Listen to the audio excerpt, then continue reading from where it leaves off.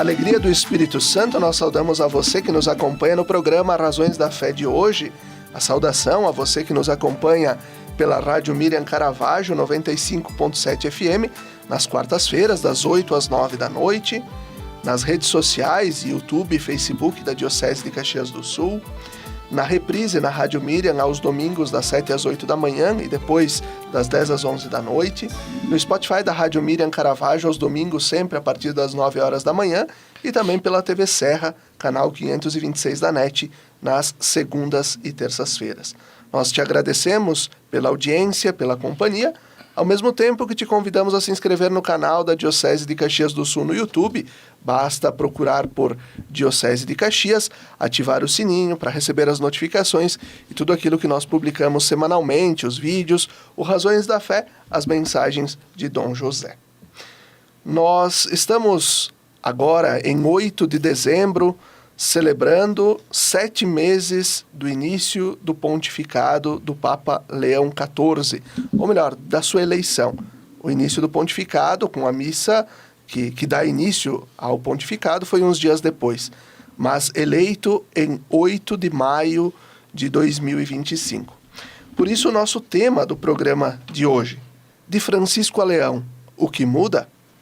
E nós temos como convidado aqui conosco o Padre Marciano Guerra, padre da nossa Diocese de Caxias do Sul, graduado em Filosofia pela Universidade de Caxias do Sul, em Teologia pela Pontifícia Universidade Católica do Rio Grande do Sul, e que está em período de estudo de mestrado em Teologia, com especialização litúrgico-pastoral em Pádua, na Itália, e que nesses dias também esteve aqui visitando sua família, revendo os amigos aqui na nossa Diocese.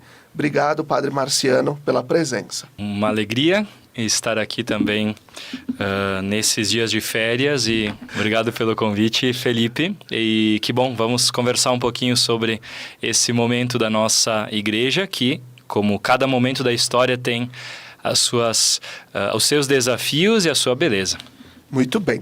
Tu chegaste na Itália lá em 2023, no mês de junho. O que se falava na Itália na época e depois no processo sobre o pontificado de Francisco? Ele era polêmico? O que se falava sobre as reformas? O que a igreja na Itália um pouco ressoava sobre o pontificado do Papa Francisco? Olha, sempre, talvez eu começo não só para dizer que é sempre uma análise complexa, porque de um lado a igreja também é uma realidade complexa e ampla, formada por todo o povo de Deus, o povo fiel, o povo simples. De algum modo também tem um impacto social que é muito intenso na Itália. Eu sempre gosto de explicar, de dar o exemplo que todas as noites a gente assiste o telejornal, aquele telejornal mais... Jornal Nacional da Itália. Exato, eu não queria dizer isso, mas é exatamente isso. E ali, todos os dias, passa, por exemplo, o que o Papa fez. O que o Papa disse, claro, as coisas mais importantes, as suas palavras em relação, normalmente, às questões mais abertas, mais sociais, enfim. Mas para dizer que os movimentos do Papa, eles têm um impacto ali na Itália muito grande. Então, acho que assim... Aquilo que talvez eu fui verificar mais com a morte do Papa Francisco, talvez seria isso. Existem, da parte do povo, das pessoas, inclusive das pessoas da paróquia onde eu vivo, as pessoas apressavam muito, gostavam muito daquilo que o Papa Francisco realizou, aquilo que ele falava, os seus gestos, a sua proximidade, o fato de que ele se manifestava realmente muito próximo das pessoas e também as suas ações que geravam um certo desconforto, mas as pessoas diziam essa também é a função de um Papa que vem de outra parte do mundo, que traz uma outra experiência de igreja. Então eu falo muito concretamente até o meu pároco, por exemplo, um senhor de 78 anos hoje, um padre da Diocese de Pádua, ali onde eu vivo, e ele gostava muito daquilo que o Papa Francisco realizava e das suas palavras, das suas ações. Então eu começaria por isso. De maneira geral, as pessoas apressavam muito. Depois, é claro, existiam algumas coisas que também um aspecto reformador que caracterizou esse pontificado, e também o fato de ser um pontificado, um papa que vem de uma outra região do mundo, isso muitas vezes gerava curtos-circuitos, né? Então, por exemplo, o tema dos migrantes. Quando nós lemos um pouquinho e aprofundamos um pouquinho a história do Papa Francisco, quer dizer, ele era de uma família de imigrantes, ele viveu na pele, tem a sua autobiografia, inclusive, que foi publicada há pouco tempo atrás, e tem toda uma primeira parte onde ele relata com detalhes a experiência dele como uma família de imigrantes. Então, desde o primeiro momento, isso foi uma coisa que ele não deixou de falar. Eu acho que nem uma semana não passou em que ele tivesse não só falado, mas apoiado, né? Então, tem um testemunho de um padre italiano, Dom Matteo se chama, que trabalha lá na região de Lampedusa e tal, e ele foi liberado para essa questão, e o Papa, assim, ligava para ele deu esse testemunho, né? Fazia questão de receber pessoas, ajudava financeiramente, apoiava e dizia, precisamos fazer mais, né? Então, só para pegar um exemplo, essa questão dos migrantes é uma questão muito delicada para a Europa, para a Itália, nesse momento. Existem posturas políticas e também a opinião das pessoas muito diversas, mas o Papa tinha uma constante nesse aspecto. Ele não só falava, mas operava, né? Alguém teria essas conversas, né, que dizem que alguém teria dito, mas santidade, talvez não precisaria falar toda semana, não precisa falar sempre. E ele teria respondido de modo muito seco, né, dizendo, esse é um aspecto que faz parte essencial daquilo que eu entendo como o meu ministério como Papa, né? E a pessoa, né? Então, ele tinha essa força e essa clareza também desse papel, que era também um papel de gerar, às vezes, esses curtos-circuitos, mas dentro de uma postura de reforma, né? Eu poderia dar um exemplo,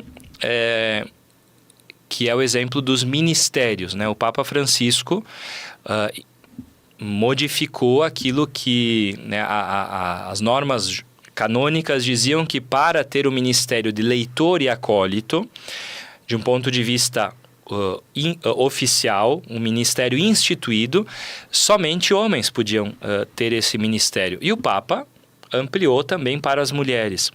É claro que a gente vai dizer, bom, mas na prática não muda muito, de fato, porque as mulheres leem nas celebrações, porque são um ministério não instituído, mas reconhecido. Os meninos e as meninas servem como acólitos, coroinhas, tudo mais. Porque é a nossa realidade do Brasil. Exato, né? mas essa mudança gerou uma série de reflexões sobre os ministérios, né? A criação do Ministério de Catequista. Exato, e o Ministério de Catequista. Isso, então, quer dizer, gera uma reflexão e gera também quem é a favor, quem é contra. Mas acho que, assim, se a gente disser o Papa era polêmico, eu responderia em certa medida sim, mas não essa polêmica de quem lê também o papado e o Papa com as categorias que tem na cabeça. Nós, às vezes, queremos ler... isso acontece também, depois vamos falar sobre o Papa Leão, mas é muito normal que a gente coloque no Papa aquilo que são nossas categorias, né? E quando, por exemplo, o Papa Francisco tinha um jeito que nesse sentido é muito diverso do Papa Leão, que era esse confronto direto, esse falar diretamente, usando até expressões que eram expressões diretas e que comunicavam. Isso era incrível, né? O Papa Francisco foi, durante esses anos, um fenômeno de comunicação, assim, constante, né? Por exemplo, teve uma frase que uma vez ele disse, né? Olha, quando batem na minha mãe, é normal que eu também possa reagir e até com violência, né?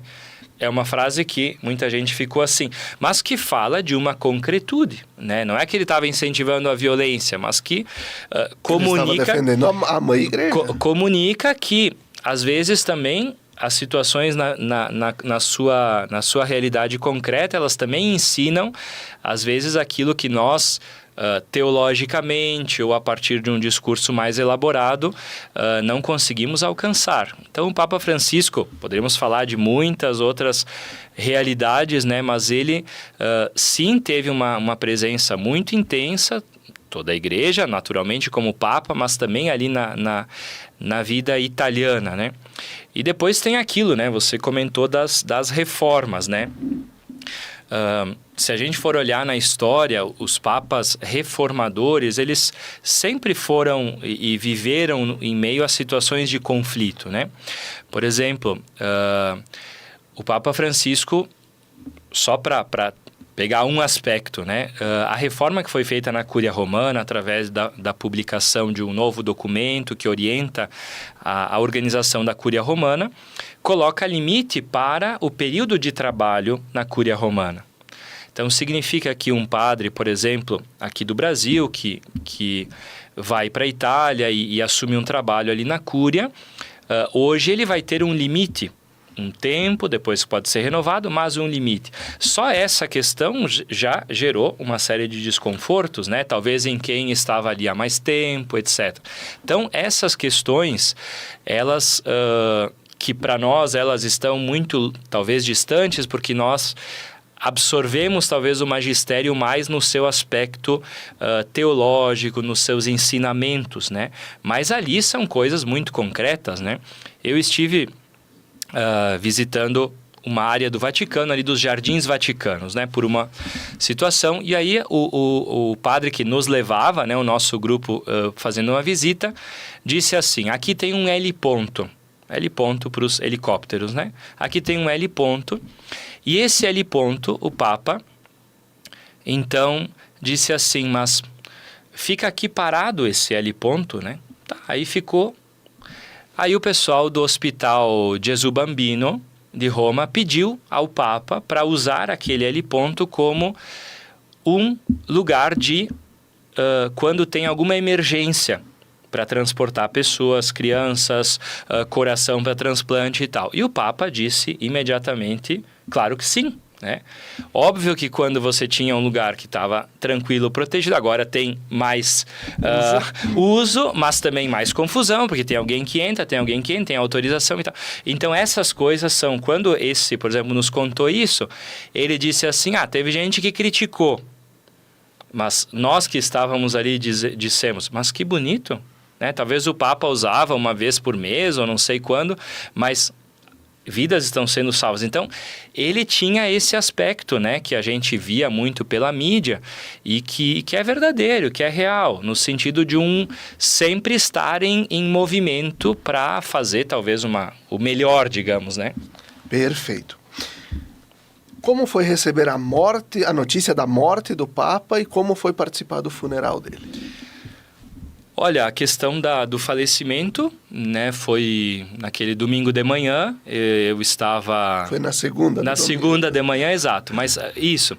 Só que a segunda na paróquia ali onde eu estou, a segunda do anjo, né, como se diz, tem missa como se fosse domingo, né? Então tinha missa nos horários todos de domingo, e eu fui rezar às 9h30 da manhã, e quando cheguei na sacristia, às 10h, quase 10h30, ao final da missa, então tinha uma mensagem de um colega que o Papa tinha falecido, então as pessoas ainda estavam ali reunidas, então a gente...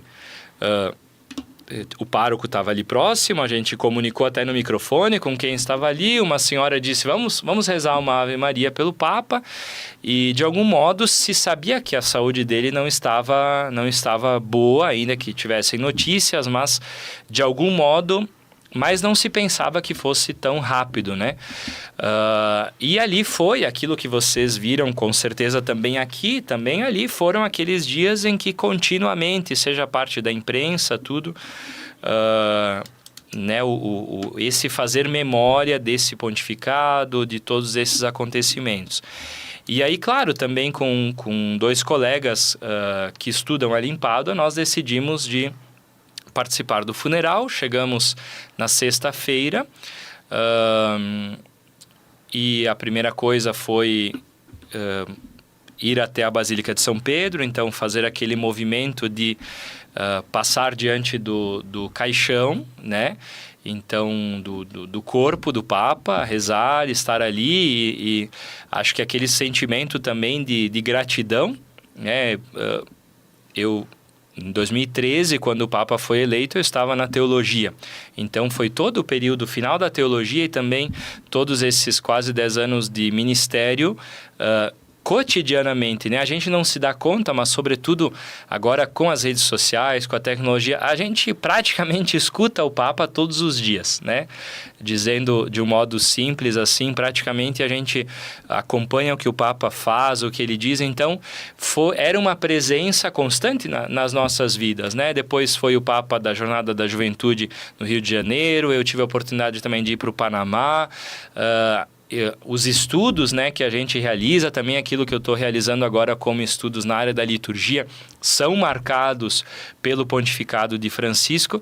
Então era esse o sentimento, essa densidade de estar ali diante de um acontecimento histórico, né? E também o próprio funeral, muita gente, realmente muita gente. Claro, um pontificado de 13 anos, muitas pessoas, 13 não, um pouquinho menos, né? Muitas pessoas presentes de todos os lugares, como se pode imaginar, e essa liturgia que é belíssima, né? E que reza agradecendo a Deus pela vida, pelo pontificado. E que ele próprio mudou, né? E que ele próprio tinha feito algumas pequenas alterações, justamente por um sentido de maior despojamento, nós diríamos, né? Mas que fala desse louvor de toda a igreja por um Papa e por esse Papa especificamente, né? Até teve a homilia do cardeal Giovanni Battista Re, que foi uma homilia muito intensa, assim, porque de algum modo ele fez aquilo que talvez não se faz, né, que é recontar um pouco a história, os principais acontecimentos, mas eu me recordo assim do quanto também, como a liturgia tem a sua solenidade, é feita toda em latim, aquela homilia foi de uma potência, assim, num fazer memória daquilo que foi o pontificado do Papa Francisco e que todos nós conhecemos, acompanhamos, a misericórdia, os pobres, uma igreja mais próxima, as suas expressões que ainda estão na nossa linguagem e devem, com certeza, permanecer, as reformas, as viagens, né? Por exemplo, muita gente fala também de uma característica que é também uma característica humana, que é a teimosia. O Papa Francisco tinha uma teimosia que eu gosto de pensar, uma vez escutei nessa expressão, que era uma teimosia também pedagógica, né? Por exemplo, o Papa não visitou alguns grandes países, mas visitou pequenos países, né? Quando o Papa foi, por exemplo, para Timor-Leste, um pequeno país asiático de colonização portuguesa, com mais de 90% da população católica, então o Papa foi para Timor-Leste, mas não foi para alguns grandes países, por exemplo, da Europa, né? Era uma teimosia, mas também para anunciar aquilo que ele acreditava, esse aspecto das periferias, né? E que para nós, a gente olha isso com bons olhos, mas que tem um grande impacto, que é pensar assim, essa universalização, essa igreja que é católica, né? Por exemplo, as nomeações de cardeais, né? O Papa, que na Itália isso é delicado, porque o patriarca de Veneza não é cardeal, o patriarca de Milão não é, o arcebispo de Milão não é cardeal, mas um bispo da Mongólia é cardeal, né? Mas o que é essa Bispo de Manaus cardeal. Essa teimosia pedagógica do Papa Francisco também de dizer assim, olha, vamos também entender que a igreja é essa universalidade, né? Muito bem, baita reflexão já nesse primeiro bloco. Falamos sobre fizemos uma grande coleta de tudo aquilo que foi um pouco o pontificado do Papa Francisco, aquilo que marcou, aquilo que também quis dizer, sobretudo ao Padre Marciano, nesse período final da vida do Papa Francisco, e ali nesse tempo da morte, e aquilo que depois foi também se revelando na própria eleição depois do Papa Leão XIV, que nós vamos falar no segundo bloco sobre um pouco essa questão já do Papa Leão XIV. Nós recordamos que o programa Razões da Fé tem o patrocínio de trabalhos acústicos, sons que elevam a alma em igrejas e capelas. Confira o nosso trabalho no Instagram, @trabalhosacústicos. Fique com a gente, até daqui a pouquinho.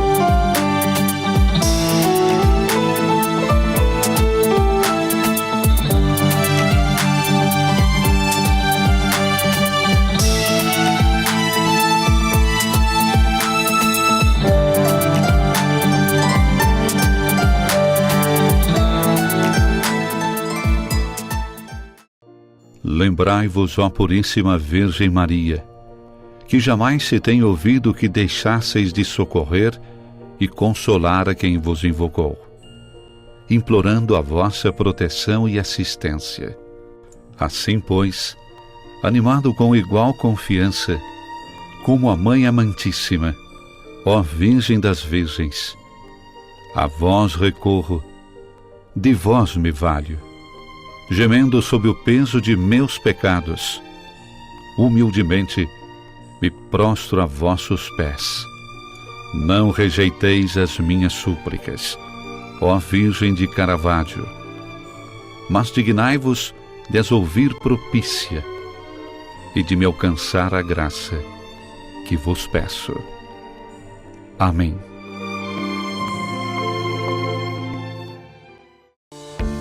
Você já se perguntou o que é essencial para a sua saúde? Aqui no Círculo, essencial é o atendimento humanizado, a atenção total a você e o cuidado completo sempre. E é exatamente isso que você encontra na Central de Saúde de Farroupilha. Estamos bem no centro da cidade, com atendimento de especialistas, posto de coleta do laboratório, vacinas, ambulatórios, saúde ocupacional e um centro de cardiologia referência. Escolher o Círculo é escolher um plano completo para você e essencial para a sua saúde. É ter sempre à disposição uma ampla rede credenciada, uma infraestrutura moderna, um serviço gratuito de teleorientação médica 24 horas e muito mais. Planos para você, sua família ou sua empresa. Contrate pelo site circulosaude.com.br. Comércio e o pequeno produtor, um futuro pra valer, de união com mais amor. É minha cidade que vejo crescer, a felicidade a poucos metros de você.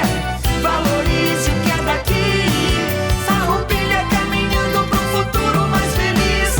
Viva Farroupilha, viva e descubra Farroupilha.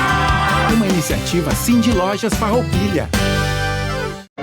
Quer segurança na hora de comprar um imóvel? A Imofar tem mais de 40 anos de tradição. Tranquilidade total na hora de comprar? Isso você tem com a Imofar. Ligue 2109-5900 ou acesse imofar.com.br.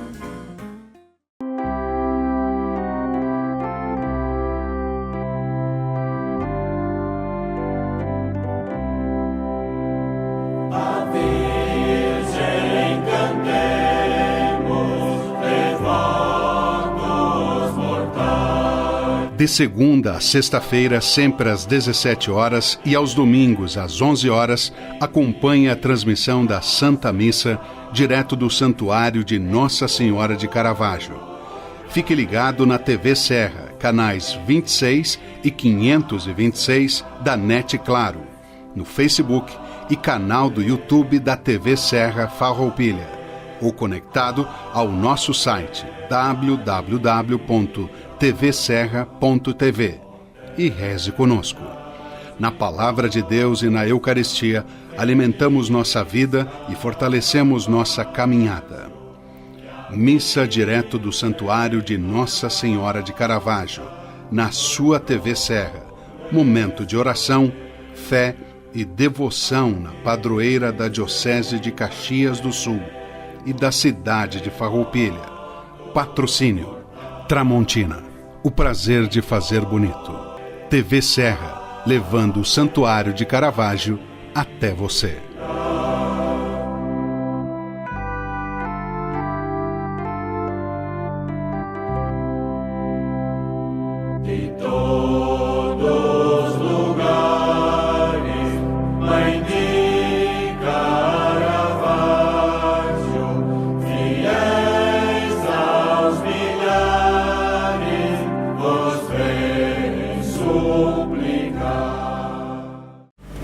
Segurança é ter para onde olhar. Está lado a lado de quem está disposto a nos dar a mão. Saber que, mesmo nos caminhos longos, temos a certeza de onde queremos chegar. Ao olhar para trás, vemos todas as conquistas que tivemos ao lado de quem esteve junto com a gente. Percebemos que uma relação de proximidade é essencial. As melhores escolhas são aquelas que deixam a nossa rotina mais fácil e nos possibilitam construir nossos projetos sabendo com quem podemos contar. Afinal, ter a certeza de que temos pessoas comprometidas com nossos sonhos dá ainda mais valor à vida. Para tudo que tem valor, Sicredi, sua certeza sempre.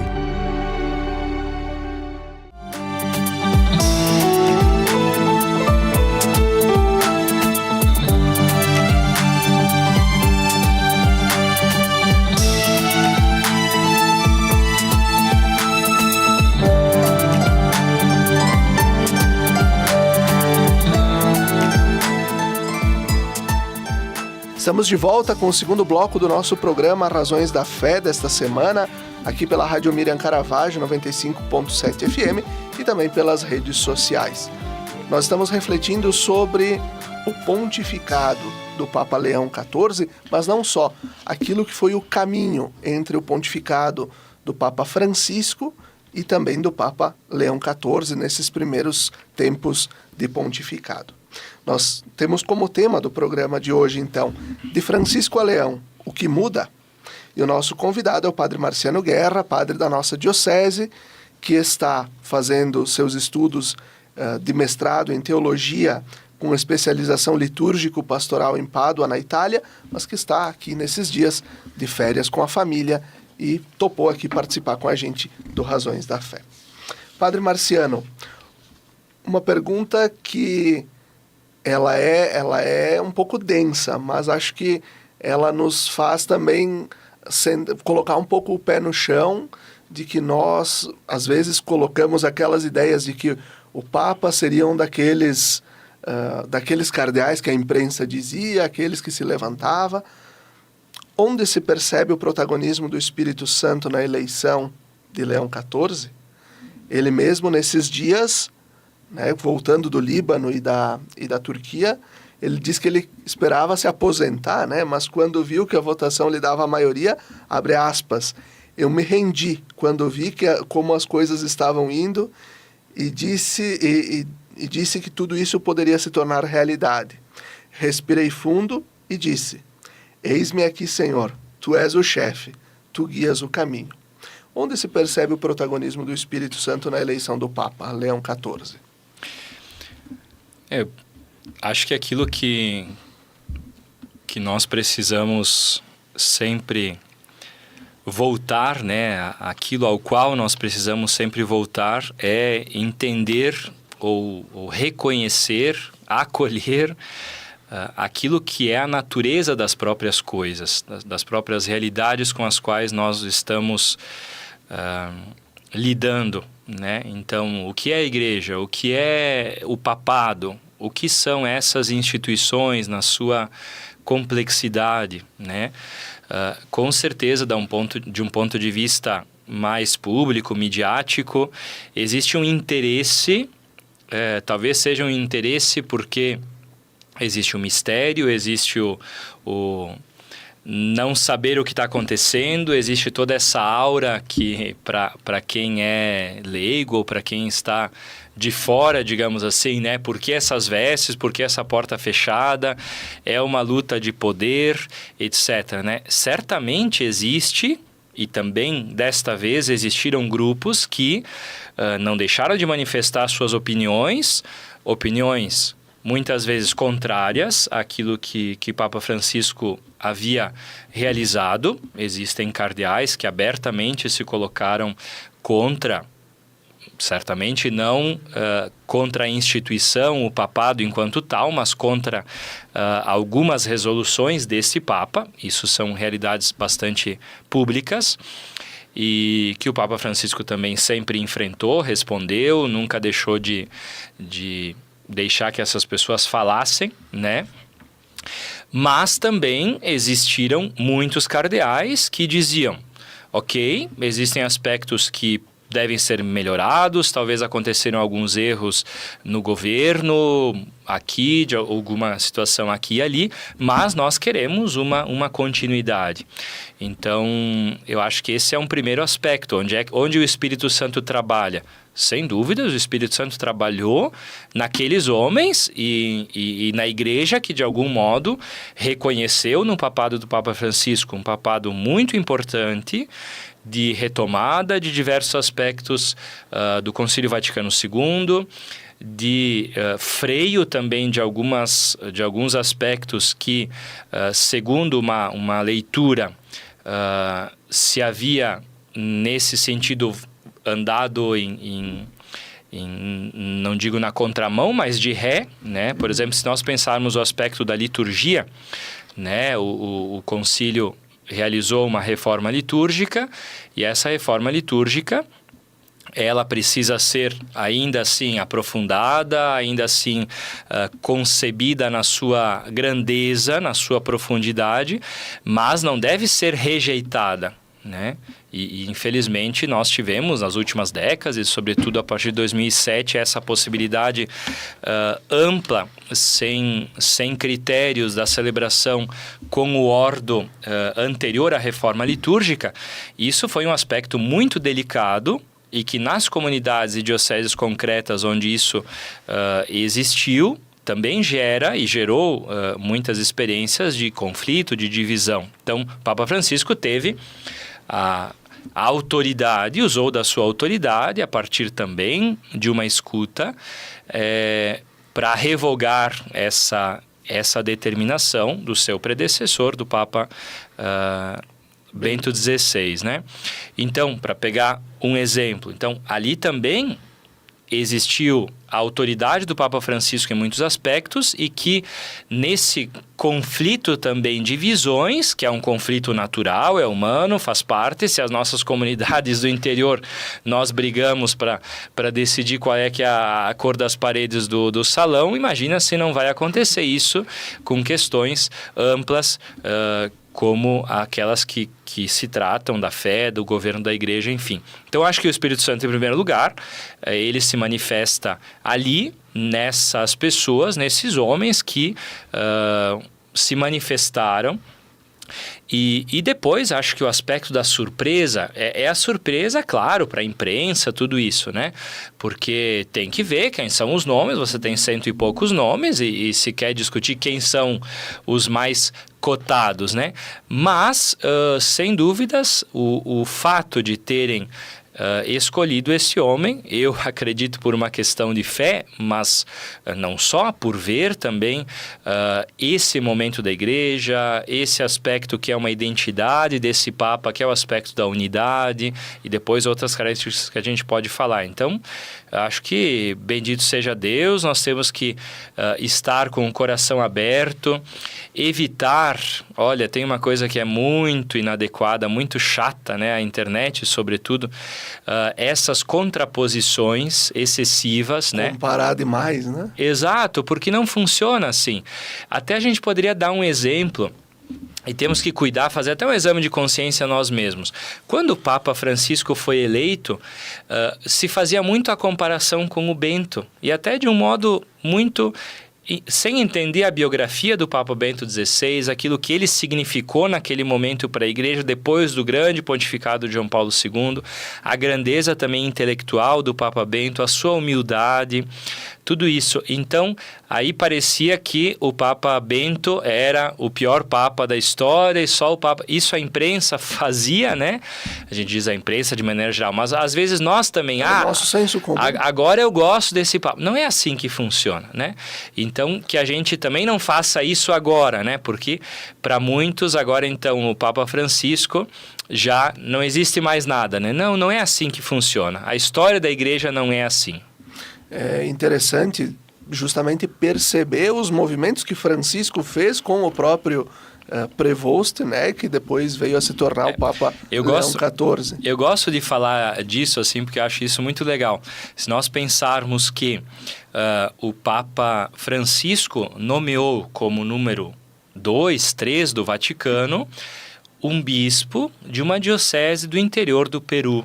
Né? E um padre que ele não se entendia tão bem muitas vezes. E quando o Papa Francisco era bispo em Buenos Aires, eles tinham se encontrado e tem uma fala do Prevost, né, agora Papa Leão, mas quando foi nomeado bispo, ele pega o microfone e fala assim, olha, como eu não me entendi muito bem algumas vezes com o Bergoglio, eu jamais pensaria que seria bispo, né? E o Francisco nomeou bispo, e depois, nesse ato muito forte do Francisco, nomeia ele como o responsável do dicastério para os bispos. Então, eu gosto de dizer isso porque eu imagino que alguns que criticaram naquele momento essa nomeação, por dizer assim, mas quem é esse homem? Claro, é preparado, conhece várias línguas, né, foi agostiniano, foi do governo também dos agostinianos, é canonista, mas... pegar esse bispo lá do interior do Peru para ser o prefeito de dicastério para os bispos foi uma ação muito forte do Papa Francisco. Então, daquelas teimosias que falávamos antes. Na sua força também de decisão, muito pessoais em algum momento, mas que fez uma ação como essa. Então, o Papa Leão existe como Papa Leão porque Francisco o nomeou para aquele espaço e fez com que ele fosse conhecido em 2 anos, né? O dicastério para os bispos é muito importante, lida com a nomeação, né? O governo da igreja diretamente. Dos bispos em todo o mundo, então fez com que ele fosse conhecido também. Então, agora, não é a questão de dizer era o candidato do Francisco ou não era, isso agora saiu um livro esses dias também, mas é sempre essas polêmicas. Mas é dizer sim, o Papa Francisco nomeou esse como alguém muito próximo a ele e que agora confiou nele, com certeza. Muito bem. E agora, na Itália, como foi receber a notícia da eleição do Leão XIV? Onde tu estavas? E quais as primeiras impressões que tu teve do Papa Leão? Olha, onde eu estava? Eu estava em casa e na frente da televisão, como todo mundo. O problema é que até eu contei em alguns lugares que tinha a missa, né? Às 19 horas era o horário da missa.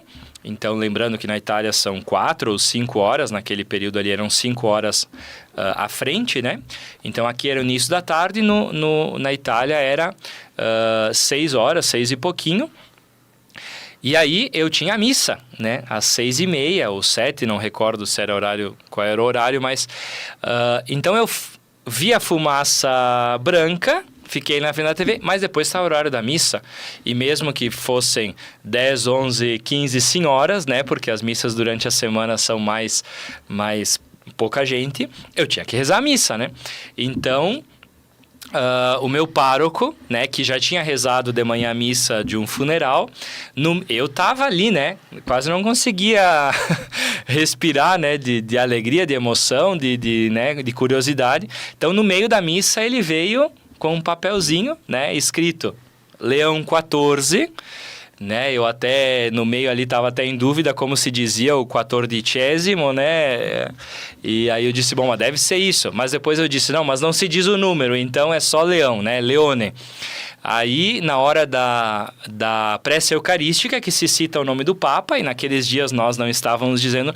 Aí eu parei e disse, né, solenemente o nome do Papa, e as pessoas que estavam na missa fizeram os olhos assim, né, quer dizer, estavam ouvindo o nome do Papa pela primeira vez, e eu estava dizendo assim, praticamente... 5 minutos depois que tinha saído, porque foi no meio da celebração, como a paróquia onde eu moro, a casa paroquial é do lado, então o pároco entrou pelos fundos do presbitério e me trouxe esse papelzinho durante as preces, né? E disse, olha, esse é o nome do Papa e tal.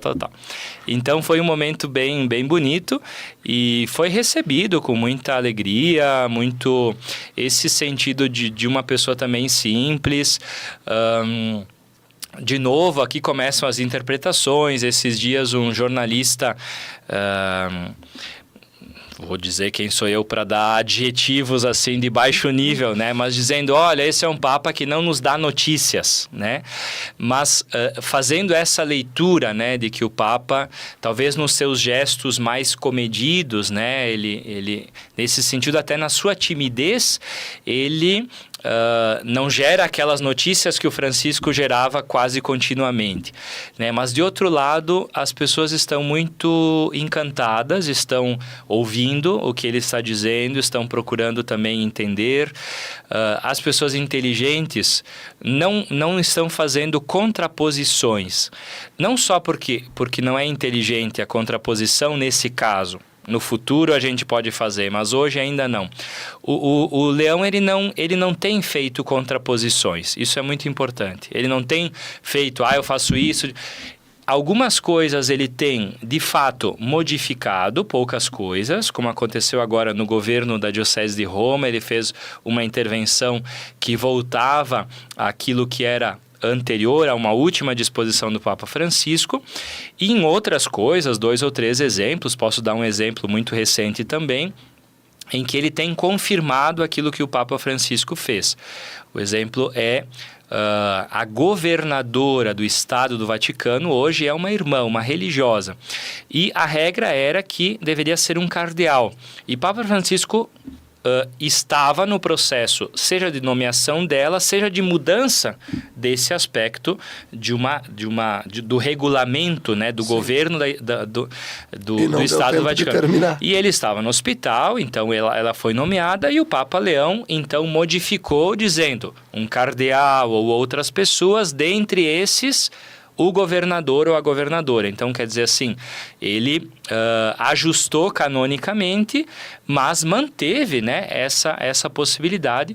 E é incrível, né, porque essa mulher que é esta irmã, ela é doutora em gestão, economia, tudo, é muito capaz, muito boa, e ela é a que governa nesse momento, faz a gestão do Estado do Vaticano, digamos assim, em nome do Papa, né? Então, é incrível, porque nesse aspecto, objetivamente, o Papa Leão manteve ela e modificou a normativa para que ela tivesse também, de um ponto de vista canônico, a segurança. Se fosse no modelo presidencialista, ela seria como se fosse a ministra da Casa Civil. Isso, porque existe assim, o Estado do Vaticano tem os funcionários, todos aqueles que moram ali, toda a relação com a guarda suíça, com aqueles que fazem a guarda do Papa, que é também um outro pequeno grupo de segurança que trabalha ali. Então, ela é a responsável.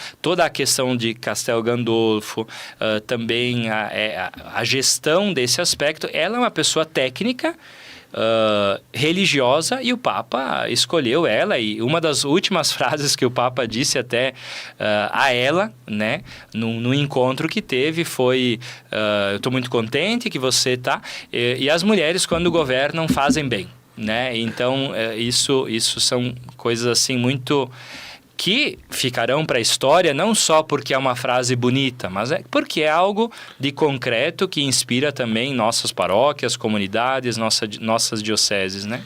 E aqui tu apontas a questão de Castel Gandolfo. Isso não estava no script do programa, mas sim, acho que é interessante a gente comentar. Francisco, de fato, agora é uma contraposição, né? Era alguém que trabalhava muito, certamente o Leão trabalha bastante, mas o Leão para descansar um dia por semana. Então, a importância e esse momento do encontro, geralmente no final do seu dia de folga, ele vai para a porta e se encontra com a imprensa. Também isso é uma forma de comunicação cara a cara, né? Sim, isso é interessante, pensar e que a gente aprende com os dois, né? Se é para colocar unidos ou contrapostos, né? Eu acho que é interessante a gente olhar de frente essas duas posturas, né? O Papa Francisco, na sua intensidade de trabalho, quer dizer, não saía de férias, digamos assim, né? Diminuía o ritmo, mas permanecia ali onde ele morava, etc, né? O Papa Leão depois que se organizou um pouquinho ali no primeiro momento, retomou esse aspecto de ir a Castel Gandolfo, né, para entender assim, é um lugar mais alto, um pouquinho nas montanhas, digamos assim, afastado da cidade de Roma, então tem uma tranquilidade um pouco maior, e na terça-feira ele passa a terça-feira ali, que... Óbvio, naquele dia ele também trabalha, né? Ele mesmo disse, óbvio, existem correspondências que precisam ser respondidas, existem coisas que precisam ser respostas. O Papa, ele tem uma rotina também de todos os dias se informar sobre as questões ligadas, seja as questões da humanidade, né? As guerras, as situações de violência. Todos os dias ele vai ser informado sobre isso, ele começa o dia com isso, e então ele também vai fazer isso ali, e depois vai ser um dia de maior tranquilidade. Ele mesmo respondeu, dizendo, olha, ele joga tênis, porque ele sempre gostou de jogar tênis. Temos que pensar que ele é americano, que tem uma vida também ligada muito ao esporte, sempre gostou disso. Talvez vai um pouco na piscina, né? Caminha, lê, né, reza, e é um dia que ele está mais recolhido, e sempre, de maneira geral, à noite. Então ele sai, né, antes de voltar para o Vaticano, e faz uma pequena conversa ali com os jornalistas. É claro, criou uma rotina, então todas as noites ali tem um bom grupo de jornalistas, e ele responde, né, as questões. E ali também é interessante porque a gente vê a sua sensibilidade. Ele responde sempre de um modo muito breve, muito ponderado, mas que vão expressando também a sua visão sobre questões delicadas, né? Por exemplo, eram semanas que pediam a ele sobre a questão dos migrantes nos Estados Unidos, né? Ele, nos últimos dias, então, disse uma palavra um pouco mais firme, mas também a partir daquilo que os bispos americanos tinham manifestado. Então, ele tem essa postura, não é que ele se esconde, ele está presente, se manifesta, mas é um pouco mais tímido nesse sentido, e responde sempre de uma maneira muito ponderada, assim. Interessante a questão da língua também, né? Porque, nesse sentido, o Papa Francisco, ele ia mais livremente, né? O Papa Leão, ele fala muito bem o italiano, fala muito bem realmente, mas se vê que quando ele fala italiano, ele vai com muito mais.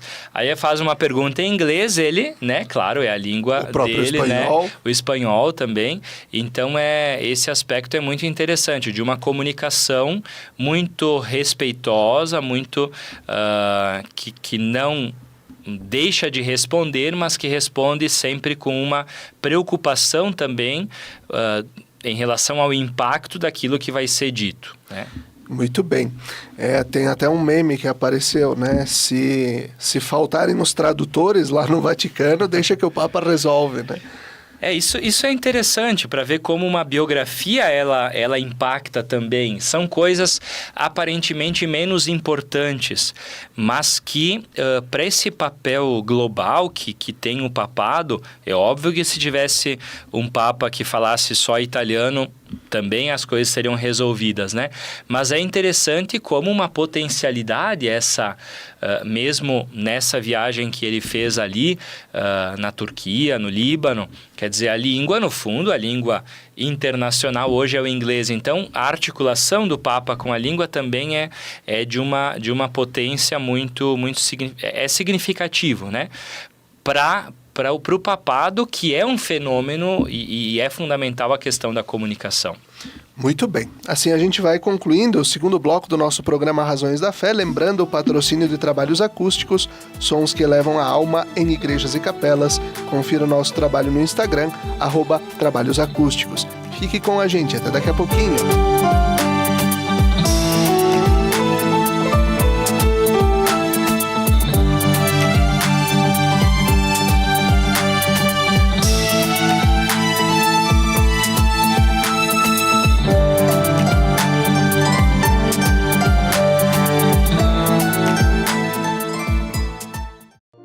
Lembrai-vos, ó Puríssima Virgem Maria, que jamais se tem ouvido que deixasseis de socorrer e consolar a quem vos invocou, implorando a vossa proteção e assistência.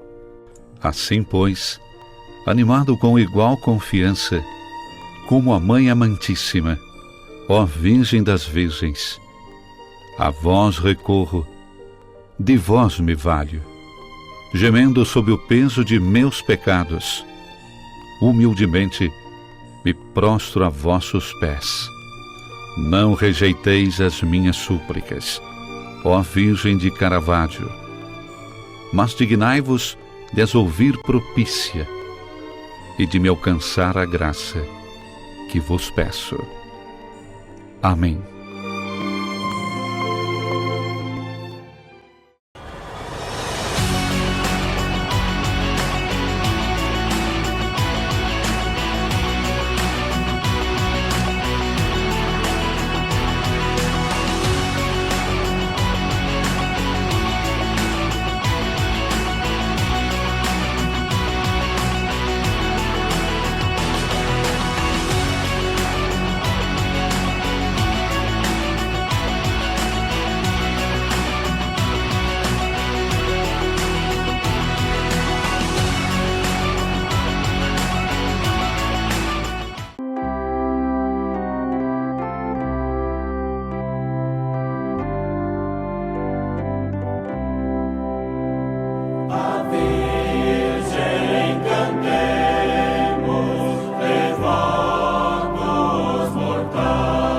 De segunda a sexta-feira, sempre às 17 horas e aos domingos às 11 horas, acompanhe a transmissão da Santa Missa direto do Santuário de Nossa Senhora de Caravaggio. Fique ligado na TV Serra, canais 26 e 526 da NET Claro, no Facebook e canal do YouTube da TV Serra Farroupilha, ou conectado ao nosso site www.tvserra.tv e reze conosco. Na Palavra de Deus e na Eucaristia, alimentamos nossa vida e fortalecemos nossa caminhada. Missa direto do Santuário de Nossa Senhora de Caravaggio, na sua TV Serra. Momento de oração, fé e devoção na padroeira da Diocese de Caxias do Sul e da cidade de Farroupilha. Patrocínio Tramontina, o prazer de fazer bonito. TV Serra, levando o Santuário de Caravaggio até você.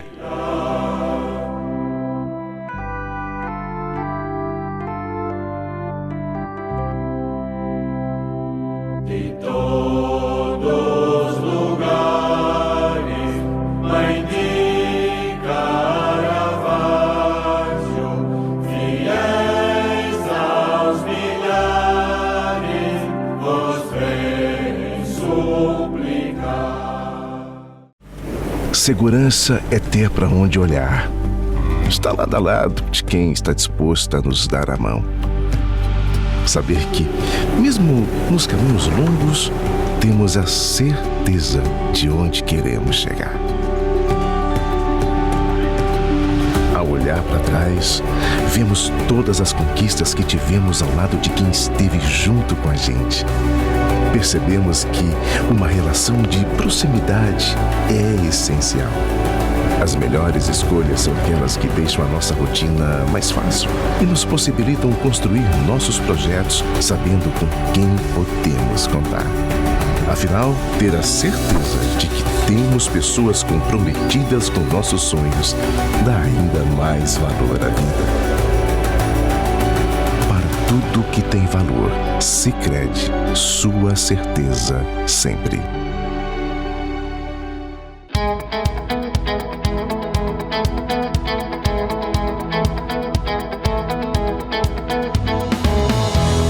A Imofar carrega na bagagem mais de 48 anos de história.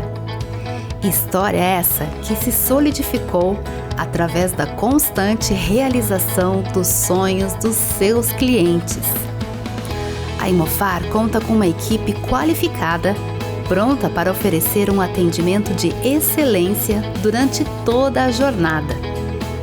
Seja para comprar, vender ou investir, a Imofar é o elo perfeito entre o sonho e a realização. Confiança, agilidade nos processos e segurança é a nossa essência.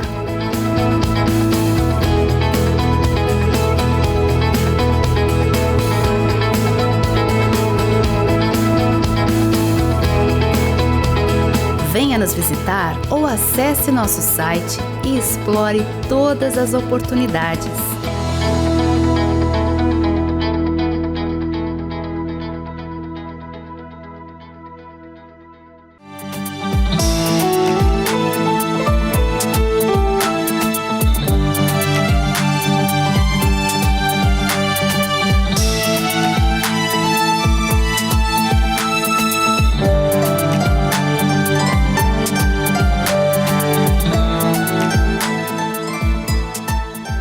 Estamos de volta com o terceiro bloco do nosso programa Razões da Fé, nesta semana aqui pela Rádio Miriam Caravaggio 95.7 FM e também pelas redes sociais da nossa Diocese de Caxias do Sul.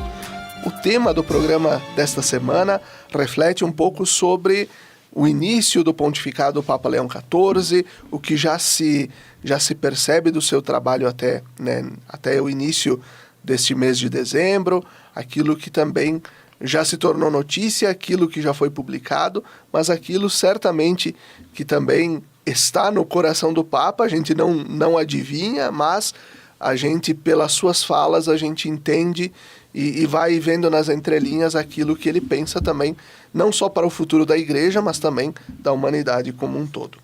Por isso, o nosso tema, de Francisco a Leão, o que muda? E nós temos aqui conosco o padre Marciano Guerra, padre da nossa Diocese de Caxias do Sul, que está fazendo o período de mestrado em Pádua, na Itália, com ênfase na questão da liturgia e da pastoral, e está aqui conosco, tirou alguns dias de férias para estar com a família, está aqui nos estúdios da Rádio Miriam Caravaggio.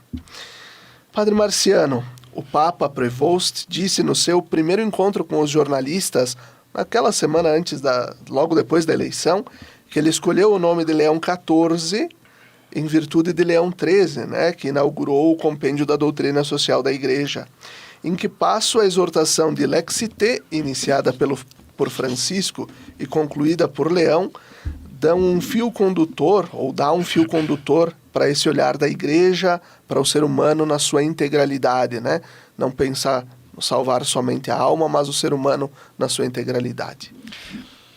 Eu acho que aí tem um aspecto da biografia que agora é bonito, porque de alguém que talvez nós não conhecíamos, óbvio, porque não é possível conhecer a história de todas as pessoas e mesmo dessas figuras que são os cardeais, enfim. Agora, conhecendo também a trajetória do Papa Leão, até uma sugestão, para quem está nos ouvindo, a gente também gasta tanto tempo com coisa menos importante. Na vinda para cá, para o Brasil, no avião eu assisti 2 documentários que foram produzidos pelo Vatican News, pela comunicação do Vaticano, sobre o Papa Leão, primeiro em Chicago, na sua como a infância, adolescência, juventude, seminário, e depois no Peru, a sua atuação como bispo. E é uma sugestão assim, tirem aí esses 2 documentários de 40 a 50 minutos que falam um pouquinho dessa história, Quer dizer, por que ele, quando padre jovem, quis ser missionário?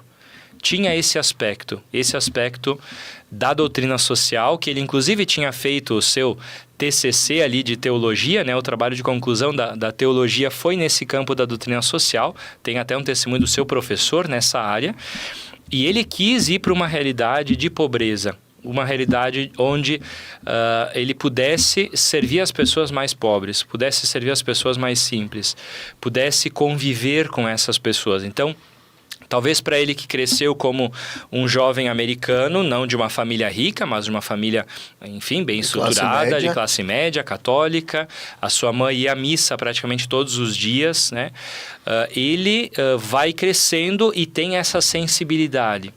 E isso é muito interessante. Agora ali, até para quem usa mais a internet, existem agora dezenas, centenas de fotos, né? Porque no final das contas, hoje em dia, a gente tira foto em todas as circunstâncias, dele comendo na casa das pessoas, convivendo, abraçando, pessoas muito simples, pessoas como nós, né? Então, isso é muito interessante. Ele em cima do cavalo. Quer dizer assim, visitas pastorais, né? Esse gesto do cavalo, não é que, até o pessoal, não é que ele andava a cavalo nas comunidades, né? Mas é um gesto de acolhida numa visita pastoral, como o povo usa muito o cavalo ali, ele também fez essa. Então, assim, é alguém que no seu papel soube sempre entrar profundamente na realidade. Então, eu começo com isso para dizer aquilo que é esse texto sobre os pobres, né? Esse texto que vai ter a tendência, né? Isso é talvez um risco, vai ter um pouco a tendência daquilo que foi um texto do Papa Francisco que nós não conhecemos muito, um texto sobre a fé, Lumen Fidei, é um texto que o Papa Bento XVI tinha começado e que o Francisco terminou, que é um texto muito forte, muito potente. A conclusão do ano da fé. Exato, é um texto que foi feito a 4 mãos, naquela passagem de pontificado, e que é um texto muito importante, porque fala sobre a fé, não de um modo abstrato, mas na sua concretude, na sua realidade sacramental, na realidade da caridade, enfim. E agora acontece a mesma coisa, um texto sobre a realidade dos pobres e integra então no magistério da Igreja, talvez com essa clareza, com essa amplitude, com essa compreensão que vai desde a Escritura, a tradição da Igreja até as grandes questões atuais, integra então no magistério da Igreja a questão dos pobres. Então é bem importante esse texto, e isso vai estar no centro, sem dúvidas, e está no centro do magistério do Papa. Talvez de um modo, repito, mais formal, né, mas não menos profundo e não menos profético.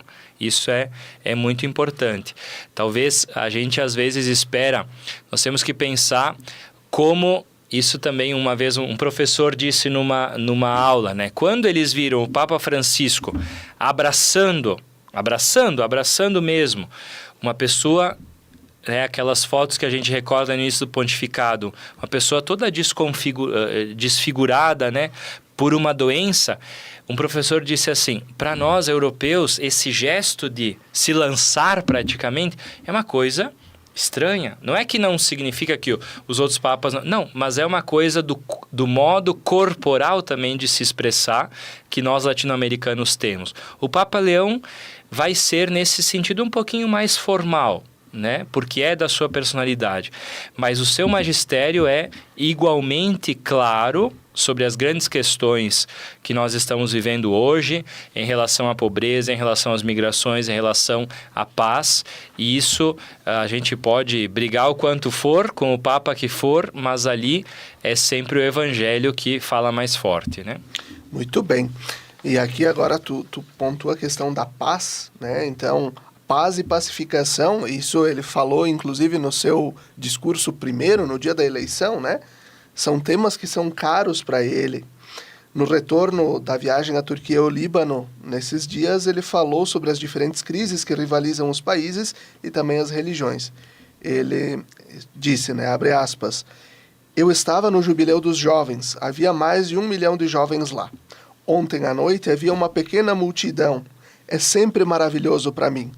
Penso comigo mesmo, essas pessoas estão aqui porque querem ver o Papa, mas depois digo para mim, estão aqui porque querem ver Jesus Cristo e querem ver um mensageiro de paz, especialmente nesse caso, né? No caso do Líbano, onde está tudo muito perto das zonas de conflito e também estão envolvidos nos conflitos. Seria o Papa Leão o Papa da Paz? Olha, eu acho que ele compreende muito o seu ministério nesse sentido, sem dúvidas, né? Desde o primeiro momento, ele entende, e eu diria assim, qualquer pessoa lúcida, nesse momento entende a gravidade que nós estamos ainda vivendo, ainda que tenham sido dados passos, mas são passos muito pequenos, a gente tem vivido em tempo real situações muito dramáticas de violência entre países, né, como são esses casos, o caso mais que ganha mais mídia também porque impacta muito a Europa, né, a Rússia e a Ucrânia, mas também essas situações de violência muito intensas na África, em vários países africanos, mas também num país como é o Líbano, e que era um desejo do Papa Francisco de visitar e que o Papa Leão realiza. Então, eu considero que sim, e é um papel importante. Eu gosto muito de... Posso repetir uma palavra do meu pároco, né? O meu pároco, nos seus 78 anos, que viveu pós-guerra na Itália, tudo isso, ele dizia, mas o Papa Francisco, e agora repete, o Papa Leão é uma voz que grita no deserto, né? Porque esse gritar contra a guerra, esse dizer, como o Papa Francisco dizia uma frase sempre, a guerra é uma loucura, uma folia, né? Quer dizer, significa que nesse estágio que a humanidade está vivendo, ainda o que governa são esses grandes interesses, ainda ou talvez mais do que em qualquer outra etapa da história da humanidade, o que está governando são os grandes interesses econômicos. No fundo, por trás de tudo isso, tem sempre grandes interesses econômicos. Ou é território, ou é petróleo, ou é água, ou é os minerais, etc. Né? Esse é o problema da Rússia e assim vai, né? Então, é uma loucura e com certeza esse Papa também será e está sendo já esse sinal. O quanto isso, né, às vezes mas o quanto isso ajuda, não ajuda, com certeza ajuda. Né? Com certeza o silêncio não ajuda, com certeza, mas ajuda. E é preciso que líderes, não só líderes políticos, mas líderes que têm uma liderança moral, se posicionem.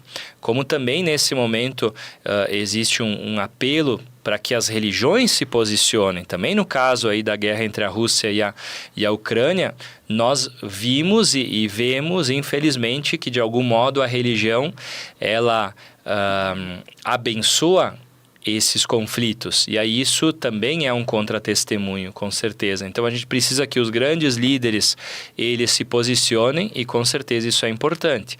E o Papa Leão tem feito nos seus discursos, repito, na sua forma, nos seus gestos, tem feito, e a Secretaria de Estado, que é quem trabalha também as questões diplomáticas, tem feito o seu papel, ainda que com toda a dificuldade, né? Mas a gente espera que seja um Papa da paz e que nos ajude como humanidade a tomar consciência de que não é possível um caminho e isso não é possível. Quem mais sofre são sempre os pobres, são os jovens, são as crianças, e isso é com certeza um grande drama para a humanidade do nosso tempo. Muito bem. Nós vamos concluindo o programa Razões da Fé desta semana. Obrigado, Padre Marciano, por estar aqui conosco. Bom retorno à Itália para a continuidade dos estudos. E nós desejamos a você que nos acompanhou no programa Razões da Fé dessa semana tenha um abençoado tempo do Advento. Estamos nesse tempo especial e importante para celebrar depois o Natal, a conclusão do Jubileu do Ano Santo, mas também sempre e de novo mirando a segunda vinda de nosso Senhor Jesus Cristo. Nós lembramos que o Razões da Fé tem o patrocínio de trabalhos acústicos, sons que elevam a alma em igrejas e capelas. Conheça o nosso trabalho no Instagram, @trabalhosacústicos. Uma abençoada semana. Fique bem.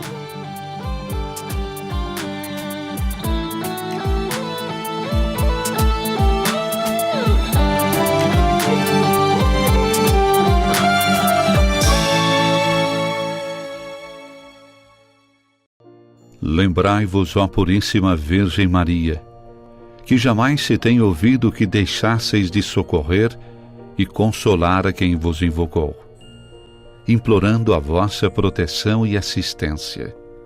Assim, pois, animado com igual confiança, como a Mãe Amantíssima, ó Virgem das Virgens, a vós recorro, de vós me valho, gemendo sob o peso de meus pecados, humildemente me prostro a vossos pés. Não rejeiteis as minhas súplicas, ó Virgem de Caravaggio, mas dignai-vos de as ouvir propícia e de me alcançar a graça que vos peço. Amém.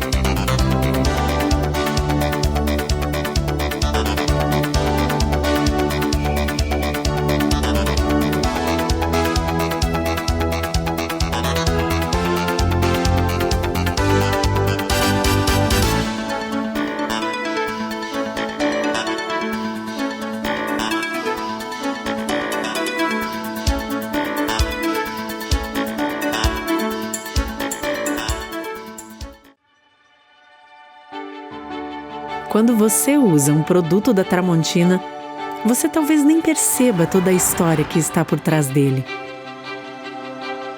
Uma história que começou no Brasil em 1911, quando Valentim e Elisa Tramontina abriram uma pequena ferraria na cidade de Carlos Barbosa, interior do Rio Grande do Sul.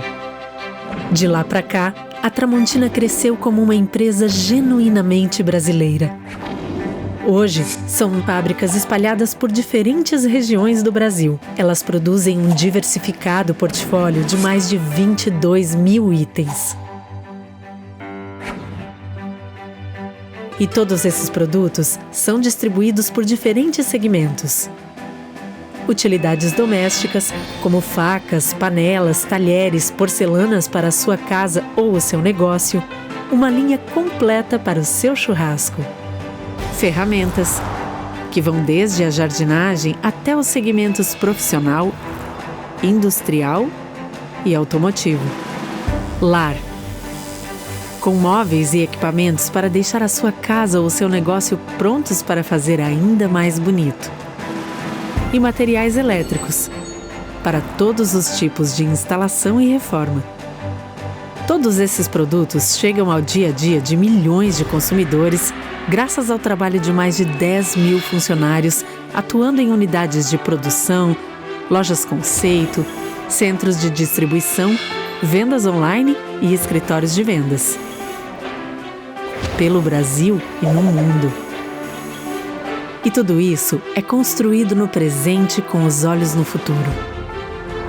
Como o Tramontina Transforma, uma iniciativa voltada para a preservação de florestas, reciclagem e uso consciente de água e energia, impactando de maneira positiva o meio ambiente e a vida de milhares de pessoas. E tudo isso vem de um propósito que norteia o trabalho da Tramontina todos os dias. Porque a Tramontina é feita de pessoas. Pessoas como você, que se identifica com os nossos valores e que também preza pelo prazer de fazer bem feito. Tramontina, o prazer de fazer bonito.